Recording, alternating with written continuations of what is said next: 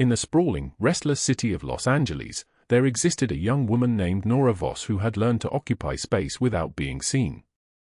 To the businessmen who barely glanced up from their newspapers, she was nobody. To the tourists scanning menus and checking their phones, she was background noise. To the tired night shift crowd stumbling through the Lucky Star diner at 3 in the morning, she was simply the waitress pouring coffee with steady hands and a face they would forget before they finished their eggs. The diner itself was a relic of another era, black and white checkered linoleum stretching across the floor like a chessboard in a game nobody was winning anymore, vinyl booths cracked and taped in places, neon signs buzzing against windows that hadn't been truly clean in years. The smell of burnt toast and stale coffee hung permanent in the air, mixed with the ghost of 1,000 grease fires, all of it pressing down like a weight that never lifted. Fluorescent lights hummed above, casting everything in a sickly pale glow that made the empty restaurant feel like an underwater place, silent and slow and somehow outside of time. Nora moved through this space like a ghost. She had perfected the art of being present without existing. When men in suits talked loudly about deals and money and things that meant nothing to her, they talked through her as though she were a piece of the furniture. When families came in late at night, exhausted and arguing, they looked past her to the order window. She had trained herself to become smaller, quieter, less noticeable with each passing month. Her uniform was always clean, her hair always pulled back, her movements efficient and silent. She was the kind of person you would not remember 15 minutes after leaving. What nobody saw was the Honda Civic waiting in the parking lot behind the delivery entrance. It was a 2008 model, once silver, now the color of old dishwater. The back seat held everything she and her daughter Emma owned that mattered: a suitcase of clothes, a school backpack, 3 cardboard boxes of books. The passenger seat held a gym bag with toiletries and 2 sets of extra clothes. Under the driver's seat, wrapped in a waterproof folder with a rubber band, were Emma's school documents, her medical records, copies of every important paper that a mother clings to like evidence of her child's existence. Nora had not slept in a bed in 4 months.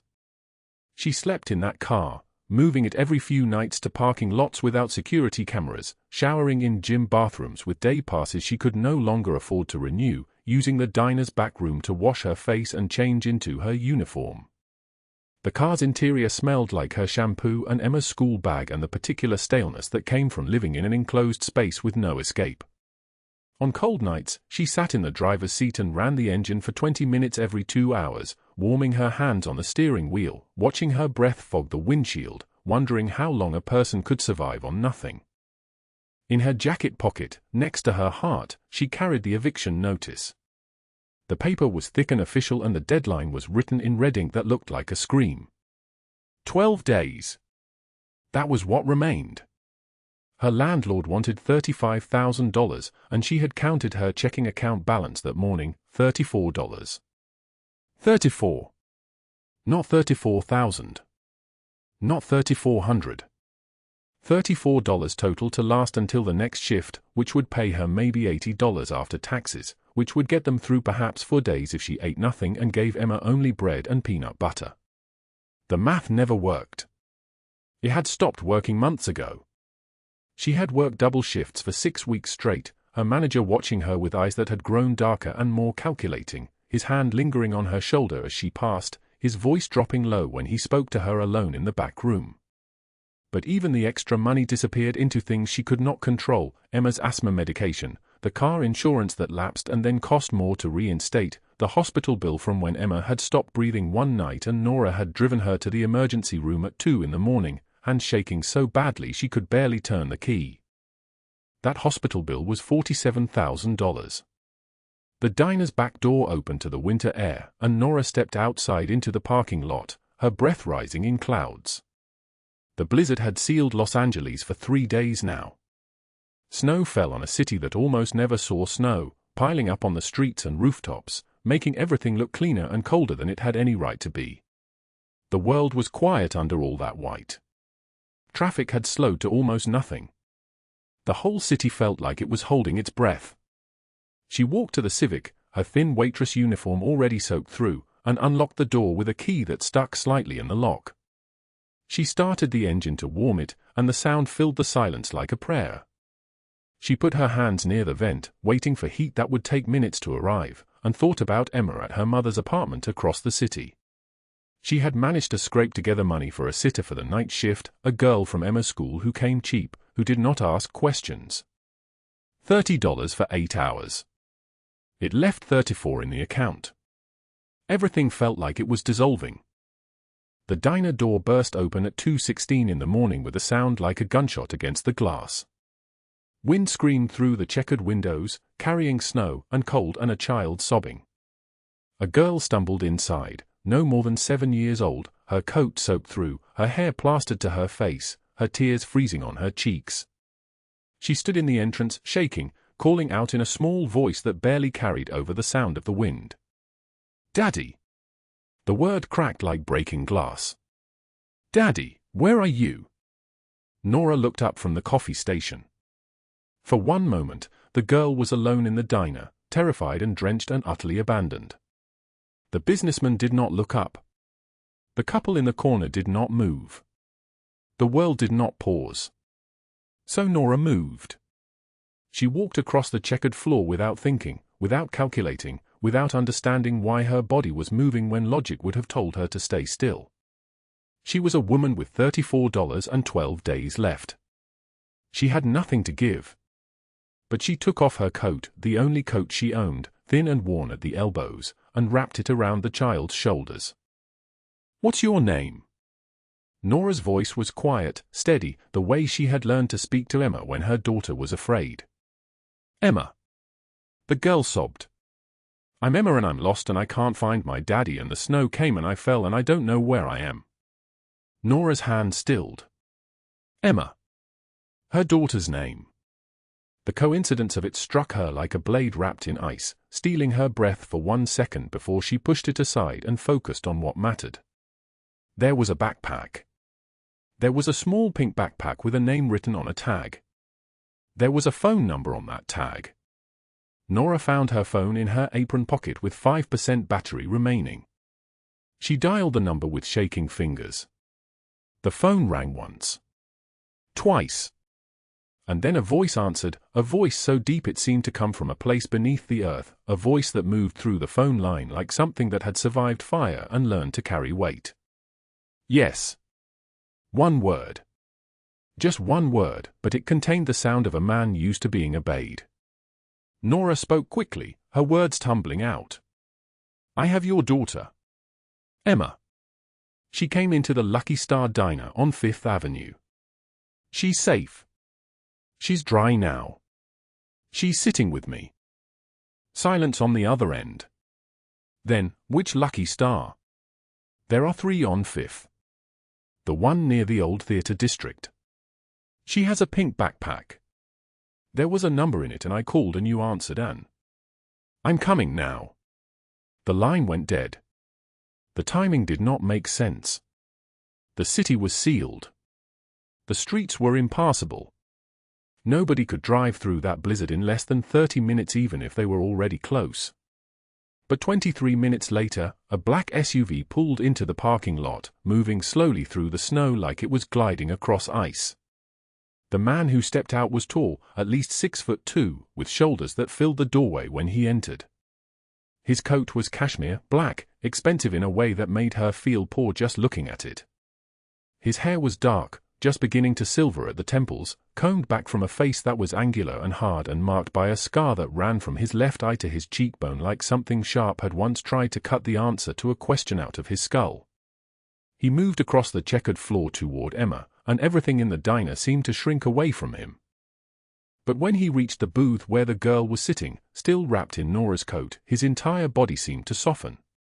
He knelt down, this man with the scar and the cashmere coat and the kind of presence that made people move out of his way. He knelt down so he was at eye level with his daughter. "Emma." His voice was no longer the sound of thunder. It was the sound of a prayer being answered. "I have you." The girl threw her arms around his neck, and he held her the way a person holds something that had been lost and found again, like holding a piece of their own life. When he looked up from his daughter, his eyes found Nora. She was standing beside the booth, shirtless under her waitress uniform, shaking in the cold that the diner's heating system could not reach. Her arms were wrapped around herself. Her lips were going pale.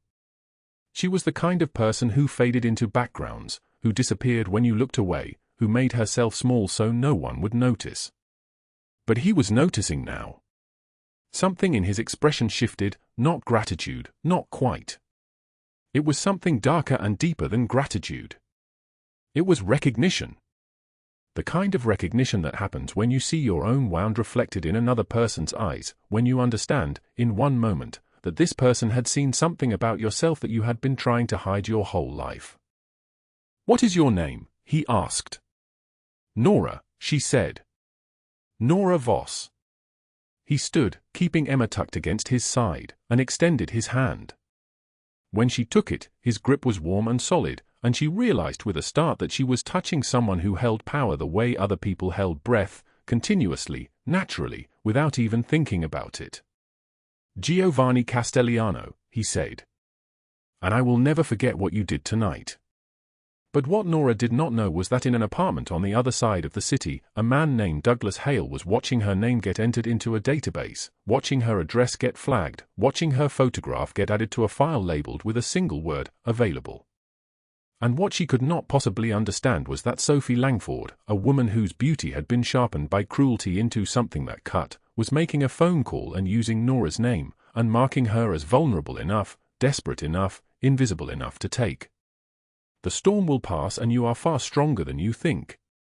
2 weeks before the blizzard that would change everything, Nora Voss woke at 4:15 in the morning in the back seat of her 2008 Honda Civic, wedged between the passenger door and a sleeping bag that smelled like mildew and yesterday.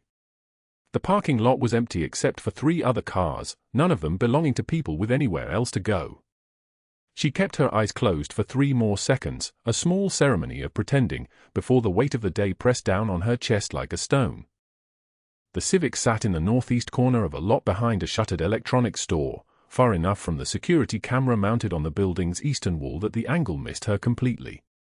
She had learned this through trial and error, through 37 nights of parking in different locations and watching where the light fell. The lot without cameras. The gym with the teenager at the desk who pretended not to check membership dates. The diner's delivery entrance where the manager Danny never looked when she was washing dishes in the back room. She sat up slowly, her neck stiff, and reached for the bottled water she kept in the cup holder. It was cold from the November night. She drank half of it and used the rest to splash her face, doing this carefully behind the tinted windows, keeping her movements small. The water dripped down her neck and soaked into the collar of yesterday's uniform, but it would dry before her shift. Everything dried eventually. Everything was temporary. Nora pulled off her sleeping clothes and changed into the polyester uniform folded on the passenger seat, navy blue with a name tag that said Nora in faded letters. The uniform was 3 years old and had begun to pill at the seams. She checked her reflection in the rearview mirror, smoothing her dark hair back into a bun, pinching her cheeks to bring color into skin that had gone gray from too little sun and too much worry. The eviction notice was in her jacket pocket, where it had lived for 8 days now. She did not need to look at it again. She had memorized every word. Failure to remit $35,000 within 26 days will result in seizure of property and legal action. 26 days remaining. The red ink had faded slightly, as if the threat itself was wearing out, but that made it worse somehow. It meant time was running out even faster.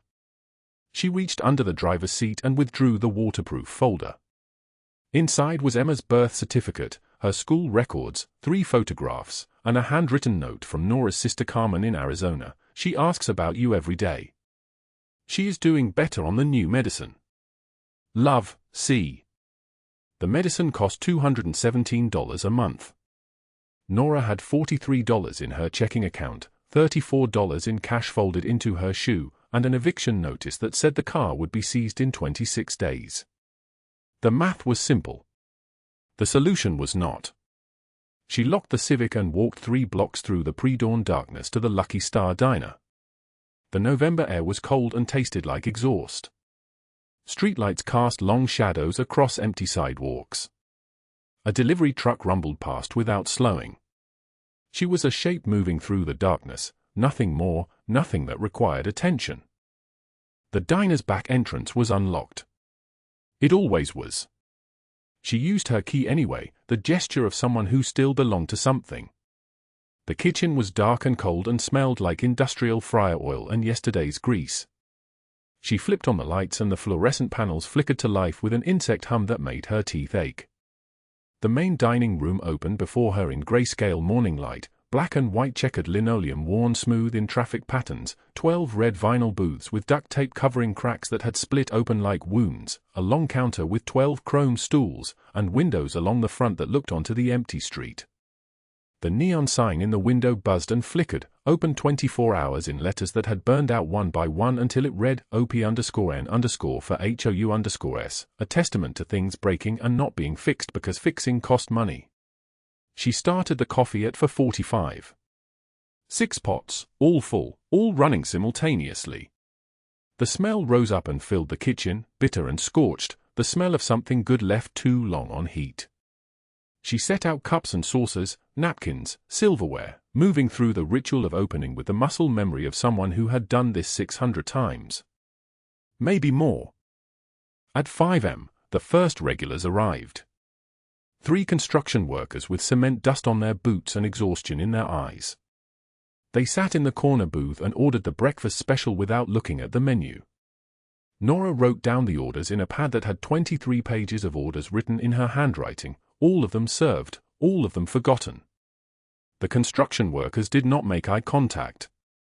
They looked through her the way you look through glass. She was part of the diner's infrastructure, like the booths and the coffee machine and the buzzing light above the door.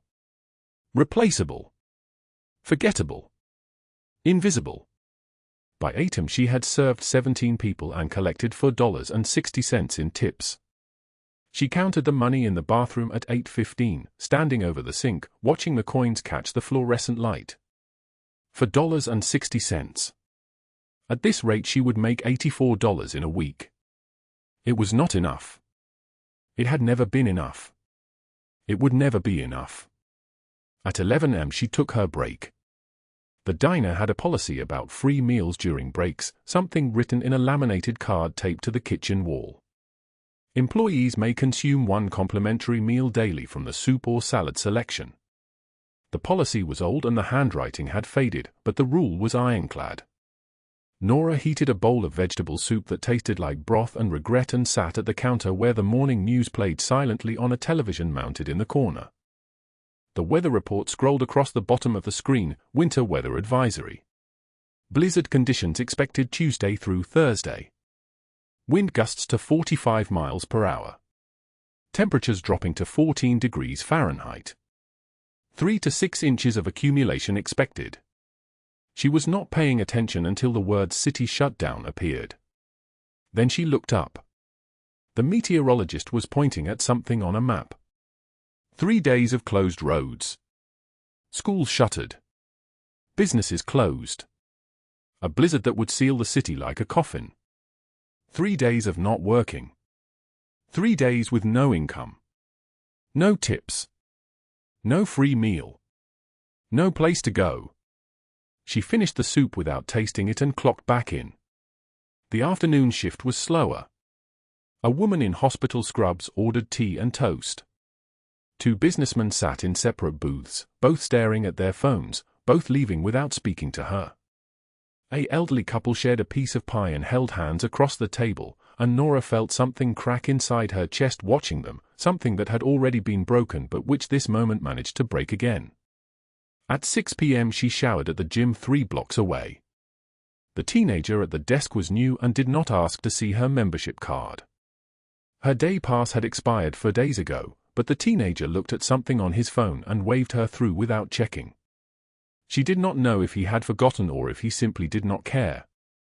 Either way, she stood under hot water for 7 minutes and washed her hair with shampoo she had stolen from a hotel 2 months ago. 7 minutes was enough time to pretend she was someone else, someone who paid for showers, someone whose water bill was not something to fear. The water went cold while she was rinsing. She wrapped herself in a towel that had been left on a bench and dressed quickly. At 7:30 p.m. she returned to the diner for the night shift. The Lucky Star did not close. It simply shifted into a different kind of emptiness, the kind where the same 5 men came in at the same times and ordered the same things and left the same tips, nothing, and the rest of the night stretched out like a sea you were drowning in slowly. At 10 p.m., Danny cornered her by the dumpsters outside the back entrance. Danny was the manager. He was 42 years old and smelled like cigarette smoke and the cologne he bought at the pharmacy. He had started looking at her differently 4 months ago, something in his eyes that made her skin crawl, that made her feel like she was being catalogued. "You need hours," he said. It was not a question. He was standing between her and the door. "The eviction notice, right? I heard about it from someone. Someone always knows. You need this job more than anything." She did not answer. "I could help you out," he said. "Get you extra shifts. Holiday pay starting next week. If you're nice. If you do something nice for me." The parking lot was empty. The street beyond it was empty. The city was full of 8 million people and she was standing alone in the dark with a man whose hand was moving toward her arm. She stepped to the side, a small movement, a pivot, and walked past him toward the back door. He did not try to stop her. He laughed instead, a sound like wind through a broken window. That night she sat in the Civic with the phone in her hands. The screen showed her account balance, $34.12. She transferred $20 to Carmen's account for Emma's medicine. She had $14 left. She stared at that number for 5 minutes. At 11 p.m., the weather alert appeared on her phone again. Winter storm warning upgraded to blizzard warning. Widespread power outages possible. Significant travel impacts. Evacuation advised for vulnerable populations. She had nowhere to evacuate to. She drove the Civic closer to the diner, parking it on the street that faced the delivery entrance. From here she could see the kitchen light glowing in the darkness.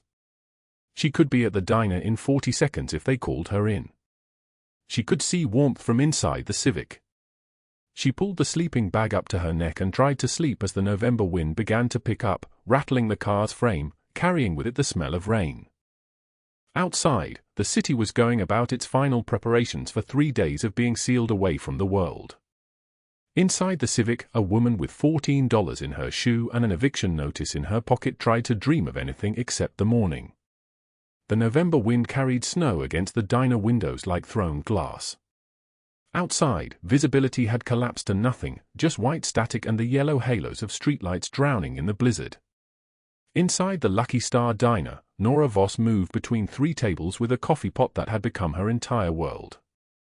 2 truckers sat hunched over eggs they did not eat. A businessman stared at his phone, watching the weather alerts multiply like a countdown to catastrophe. The clock on the wall showed 11:47 p.m. In 13 minutes, the night would become impossible. Nora's fingers were raw from hot water, her waitress uniform, faded purple with a permanent coffee stain on the left pocket, clinging to her thin frame. She wore no jacket. Her jacket was wrapped around a 7-year-old girl named Emma Castellano, sitting in booth 3, shaking from more than cold. The girl had materialized in the diner's doorway at 11:19 p.m., soaked through, hair plastered to her face, crying for her father in a voice that sounded like something breaking. She had stumbled through the door as if the blizzard had spat her out, and Nora, watching from behind the counter, had moved without thinking. She wrapped the girl in her own coat, brought her hot chocolate, searched her backpack for identification. The name tag inside said Emma Castellano. A phone number was written in neat handwriting beneath it. Nora's hands froze on that number. Castellano. Even in poverty, even living in her car, she had heard whispers about that family. The Korean crime organization that moved through Los Angeles like a shadow with teeth. The man who ran it like a king. But this was a child. This was a terrified child. Nora dialed. A man answered on the first ring. His voice moved through the phone like something that had survived fire and learned to carry weight. "Who is this?" "I have your daughter, Emma," Nora said, keeping her voice steady. "She is safe. Warm. Unharmed. Lucky Star Diner on 5th Street. Silence stretched like a held breath. "Do not let her out of your sight," he said. "I am coming." 20 minutes later, impossible in this storm, 3 black SUVs pulled up outside.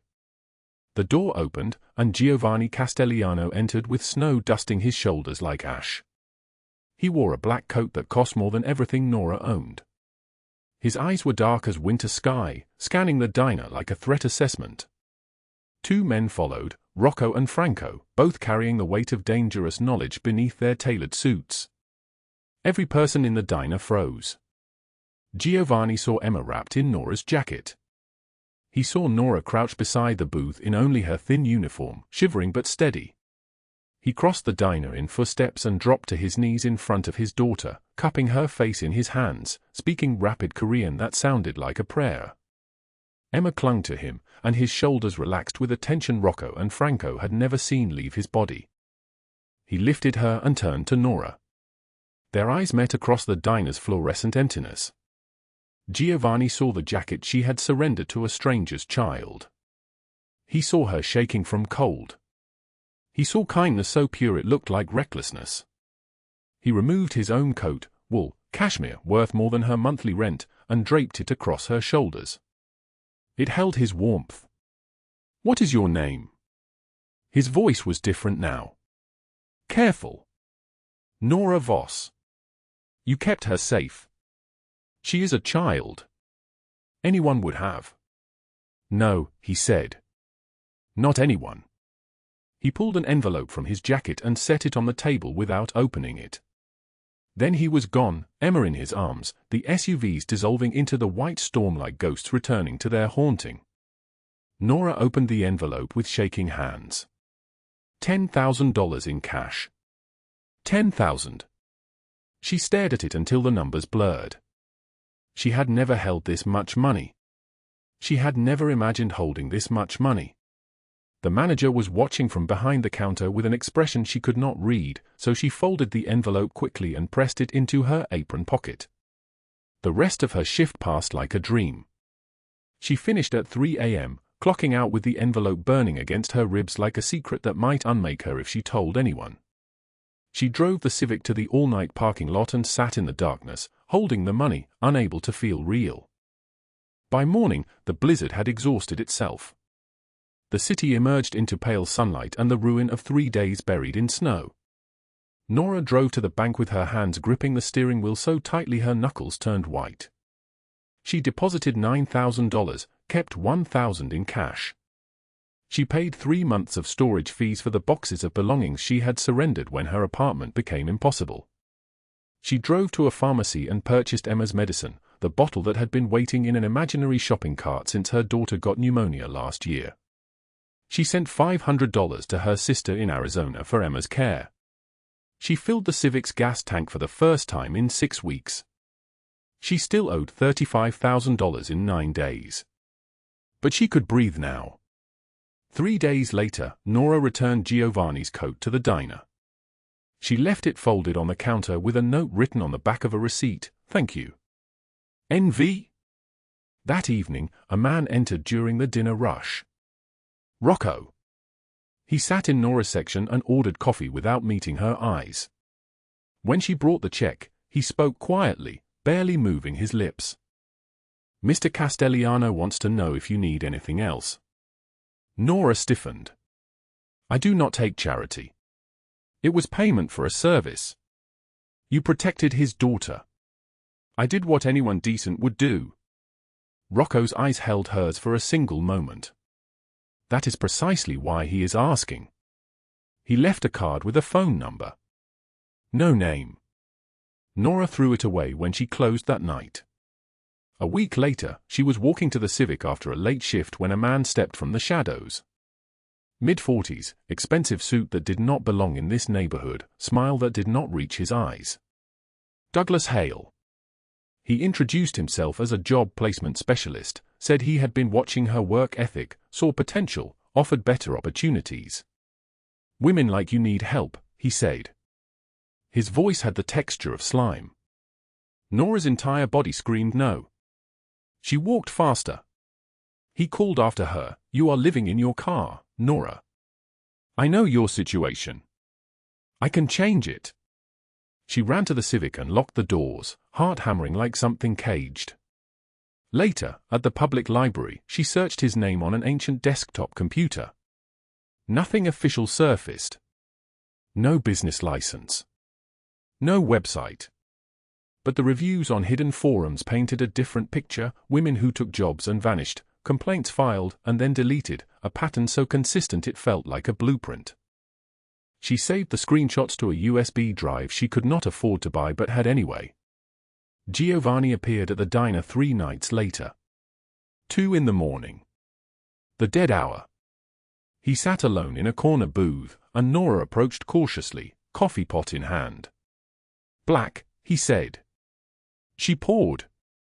Silence settled like snow. "My daughter asks about you," he said. "Wants to thank the kind lady." Nora sat without permission, exhausted beyond politeness.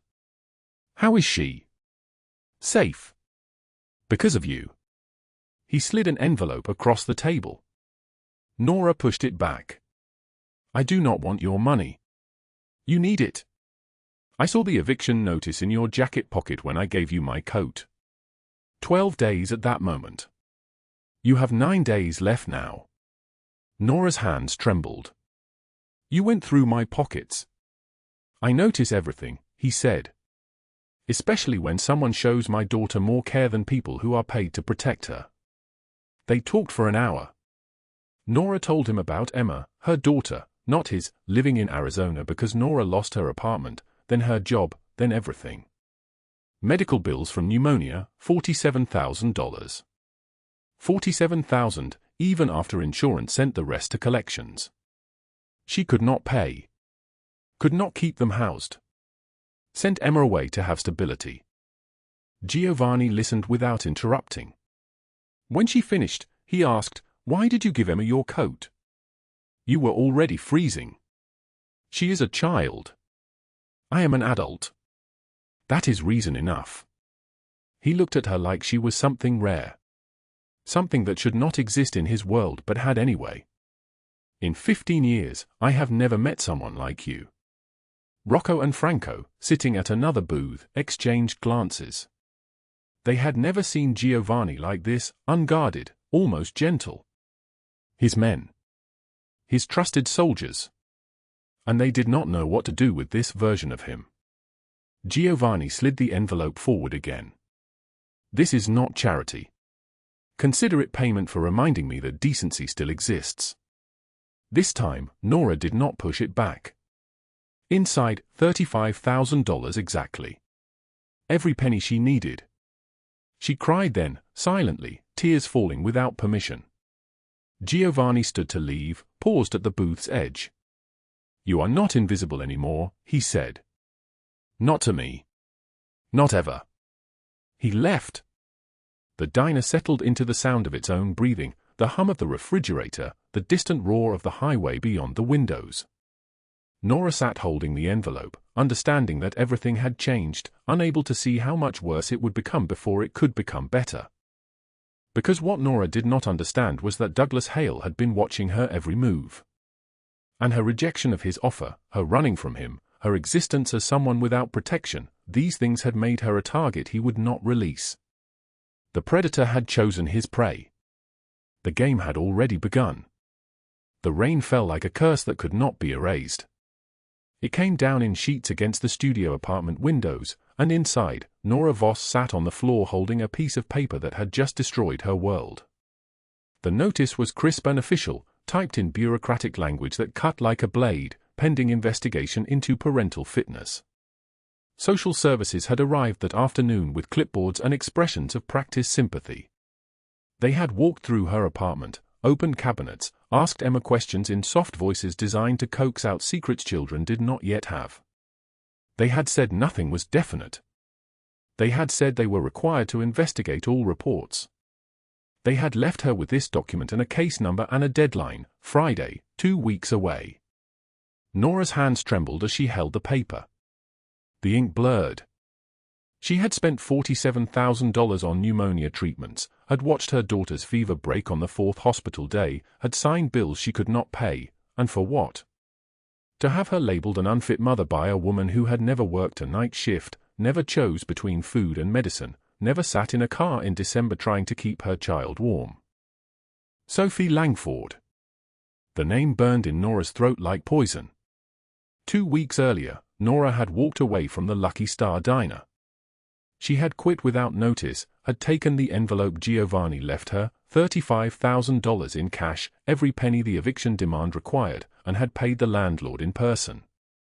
Watched his face change when she produced the money.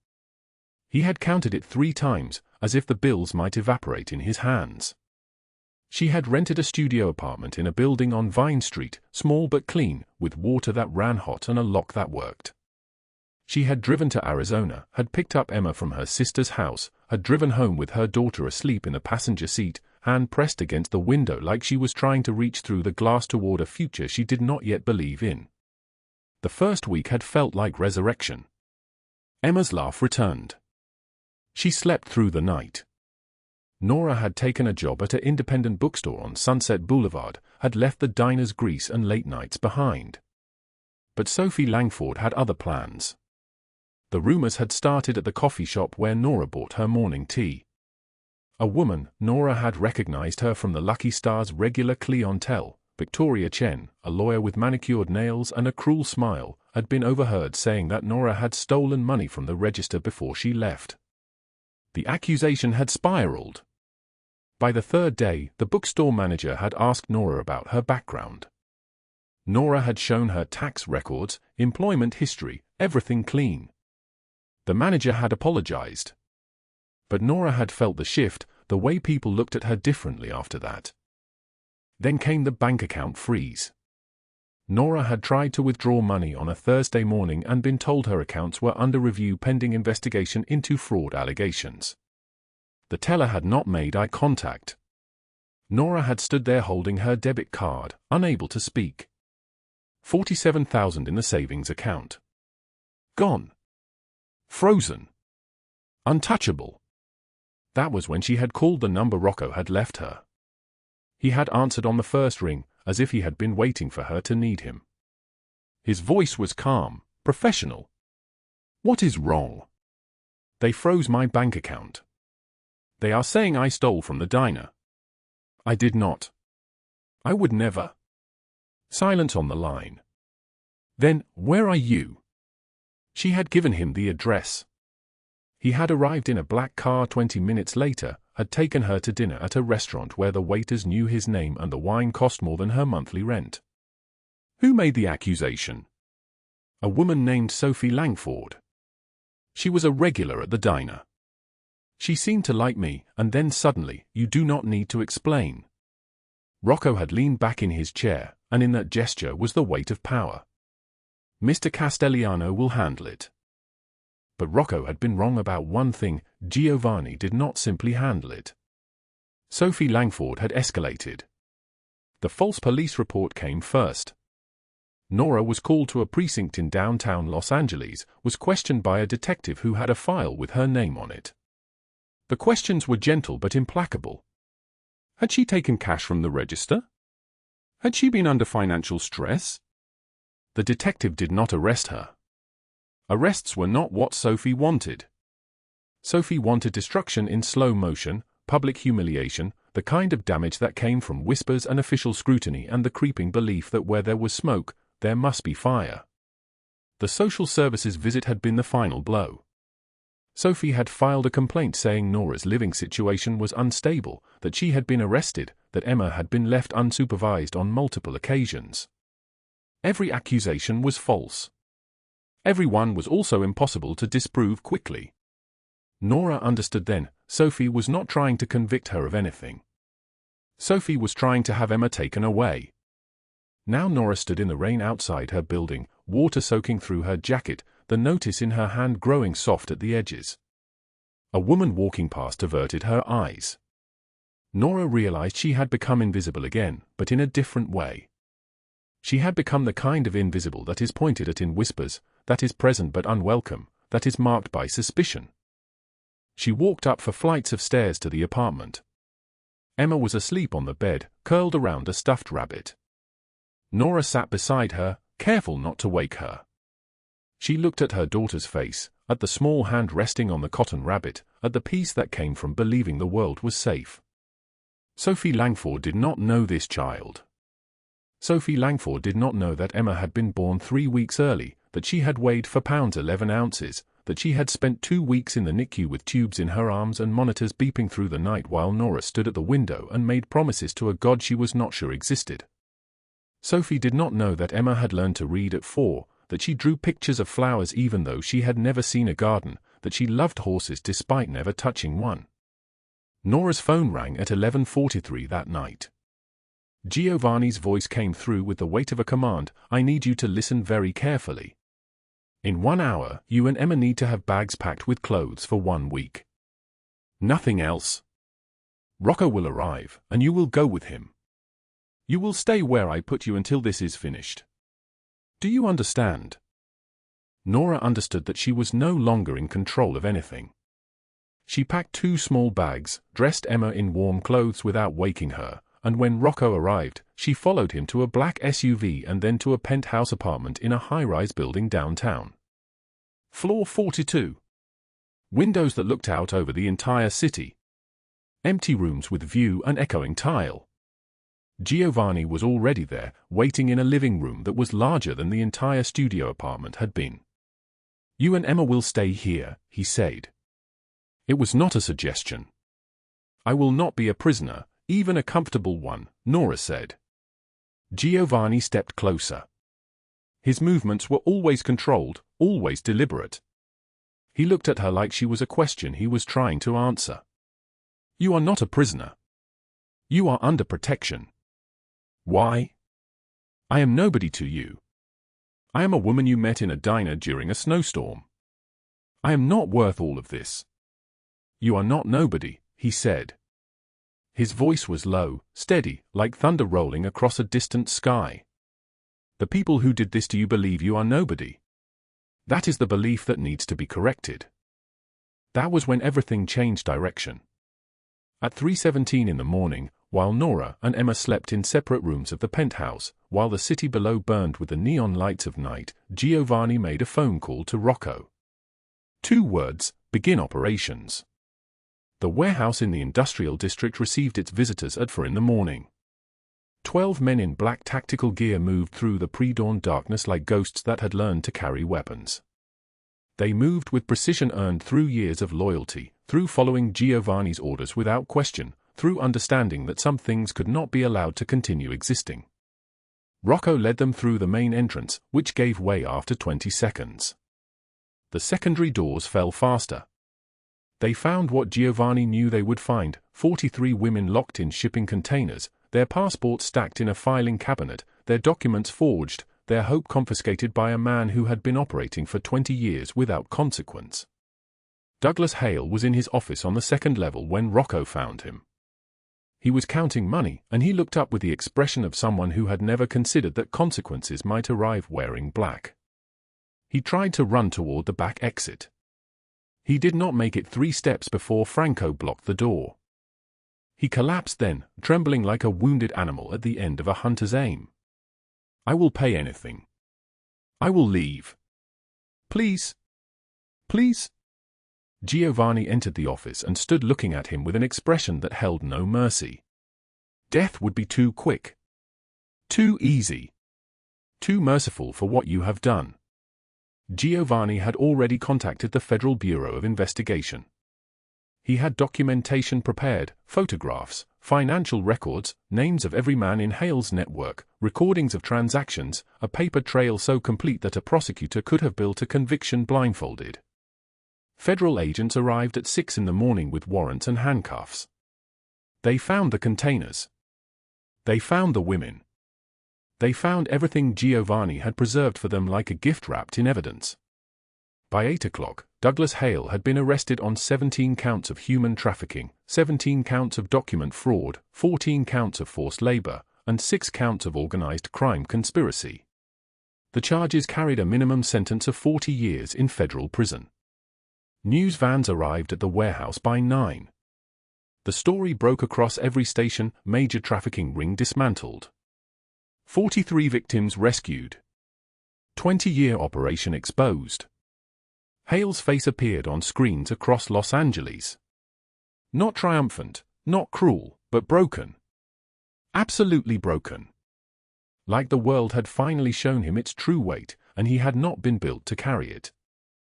Meanwhile, 3 miles away, Sophie Langford was preparing for the Westwood Charity Gala, an annual fundraiser that she chaired, that she had used for 2 decades to launder reputation and build political connections. She wore a dress that cost $8,000. She had her hair styled, her nails done, her smile practiced in the mirror until it looked almost genuine. At 9:45 p.m., as she stood greeting donors in the hotel ballroom, federal agents arrived. They were professional about it. They showed her the warrant, the documentation of embezzled funds from 3 homeless shelters, the false tax filings, the shell corporation she had used to hide personal expenses as charitable donations. They handcuffed her in front of 200 witnesses. The society women who had praised her gasped. The donors whose checks had funded her lifestyle looked away. By morning, every news outlet had the story. Sophie Langford's empire dissolved in 24 hours. Her bank accounts were frozen, her estate seized, her reputation shredded by the revelation that the woman who had built her power on charity had been stealing from the desperate. She was arraigned on 18 counts of wire fraud, tax fraud, and embezzlement. The prosecutor recommended 25 years. Nora learned about Sophie's arrest from the television in the penthouse, from a news anchor's voice delivering the information with practiced neutrality. She watched Sophie's face on the screen, watched her being led from the courthouse in a grey outfit that made her look like what she had always been, the predator caught. And she understood then that Sophie had made a fatal miscalculation. She had thought that Nora was alone.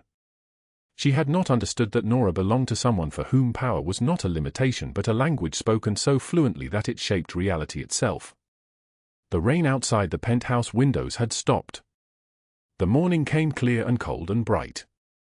The morning light broke through the penthouse windows in pale, uncertain rays, and Nora stood at the glass holding a coffee cup that cost more than her entire week of tips. 1 year had passed since the night the blizzard sealed the city, since Emma appeared drenched and shaking in the Lucky Star Diner's entrance, since Giovanni Castellano's voice moved through a phone line like something that had survived fire and learned to carry weight. She did not recognize herself in the mirror anymore. The studio apartment, paid in full, the deed signed in her name, sat 3 blocks from the diner where she once poured coffee at 3 in the morning while pretending not to notice the way her manager's eyes followed her. Emma slept in the next room, on a mattress that did not sag, in sheets that were clean because Nora could afford the laundromat now, could afford detergent without rationing, could afford to let her daughter sleep past dawn without the engine block running to keep them warm. She had not eaten a meal scavenged from a restaurant dumpster in 11 months. She had not counted coins beneath a lamp, watching the numbers refuse to reach what she needed. She had not flinched when the mail arrived. The publishing house job had come without explanation, a 3-line email offering a position that paid $72,000 a year plus benefits. Health insurance. Dental. A 401k that the hiring manager, a woman named Patricia with kind eyes, walked her through with infinite patience. Nora knew what the email meant. She knew whose hand moved beneath the surface of her rescue.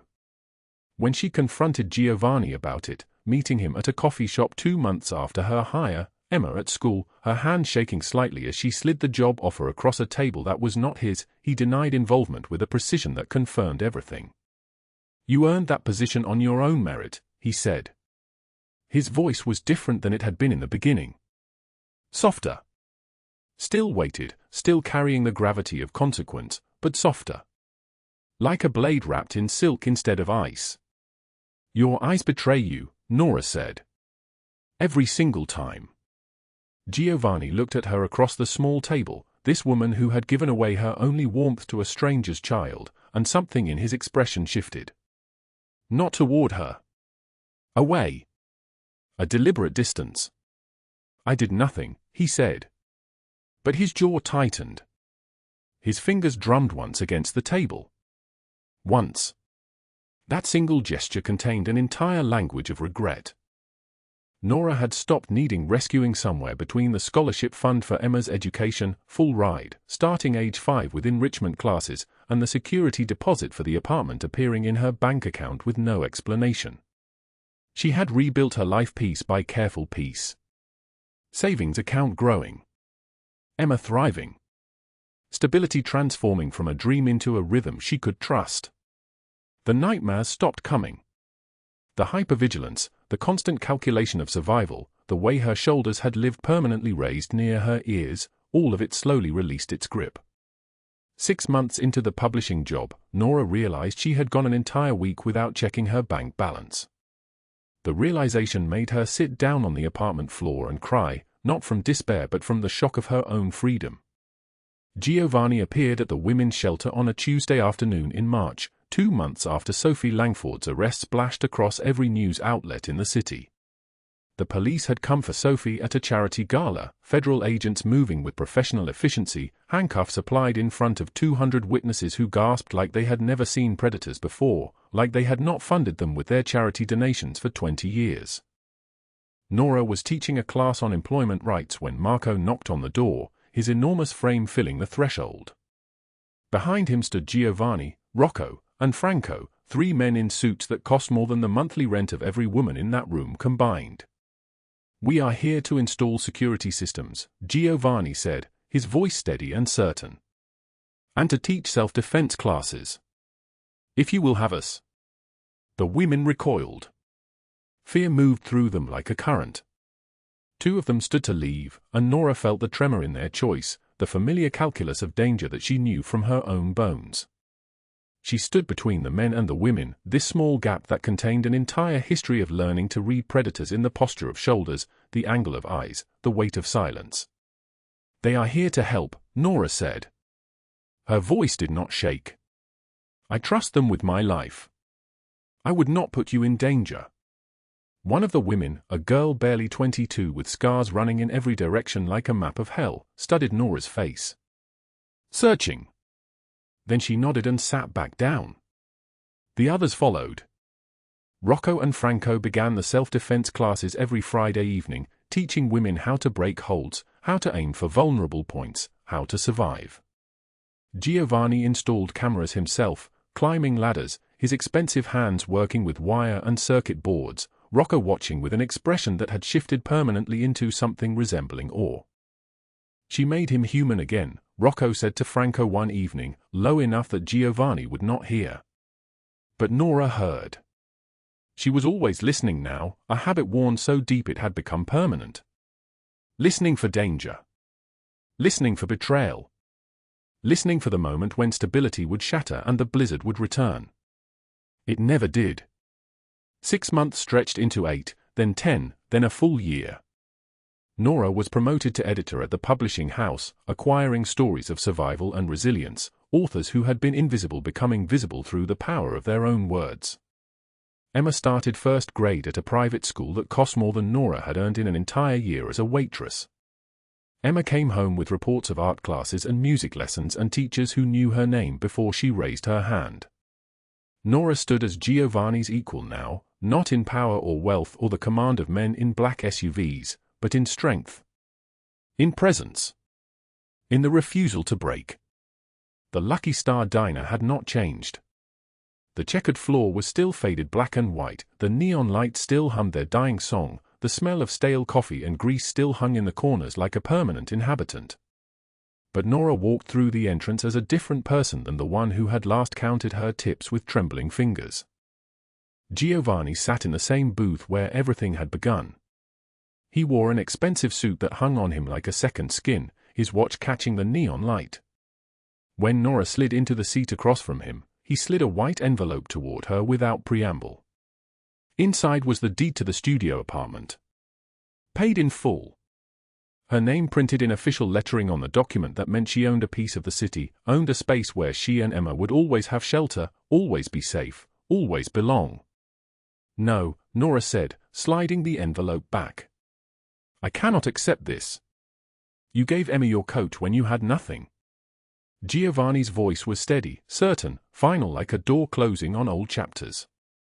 You showed me that kindness exists even in the depths of darkness. This is not a debt.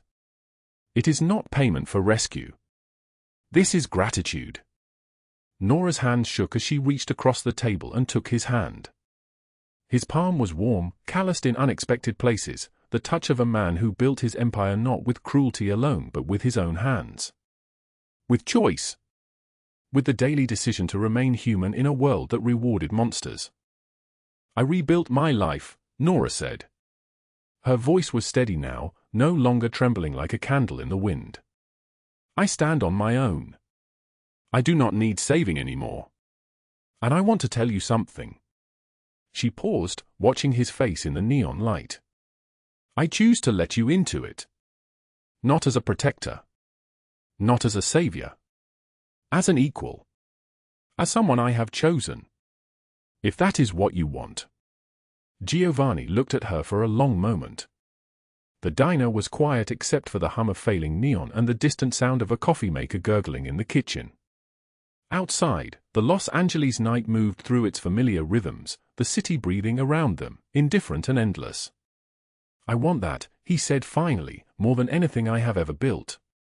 They left the diner together, Emma between them holding both their hands, the three of them walking into the Los Angeles night that had once felt like a prison but now held only possibility. The blizzard was a memory. The cold had released its grip. The storm had passed, leaving the sky clear and bright and full of light that did not hurt to look at anymore. Nora Voss learned that the most powerful thing you can do is show kindness when you have nothing left to give. That visibility comes not from wealth or status, but from the courage to remain decent in a world that rewards cruelty. That the right person will see you not despite your brokenness, but because of the strength it took to survive it. Giovanni Castelliano learned that power without compassion is emptiness, that the child you protect might lead you to the person who saves you, and that love is not about grand gestures but small, steady choices to show up. As Nora stood in their apartment looking out at the city spread below them, Emma asleep beside her, she spoke words that had taken a year to earn the right to say, "The storm will pass, and you are far stronger than you think." If this story moved you, honor it with a like. Share it with someone who needs to remember their strength. Subscribe because tomorrow, we tell another story of survival, power, and the moment everything changes. And comment below, have you ever helped a stranger without knowing it would change your life? Your story matters. Thank you for staying with us until the very end.